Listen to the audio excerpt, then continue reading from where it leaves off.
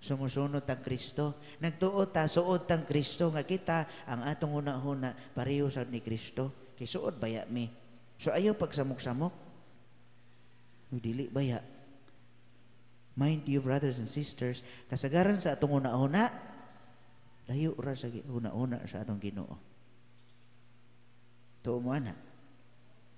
Kitang tanan nagtuo ra batang sakto ta.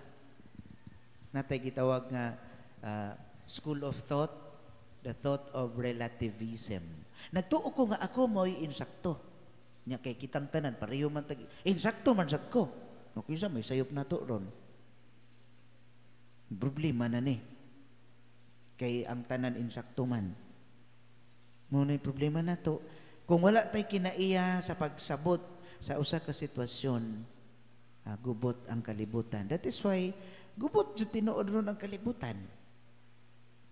So unsaon man nato lisod. Kung sa atong ebanghelyo si Kristo niingon siya paduola kanako kanang tawo nga buta. Bisan tuod sa ilang panahon giila siya nga gigabaan. So kung kitang tanan karon gigabaan pero si Kristo wala siya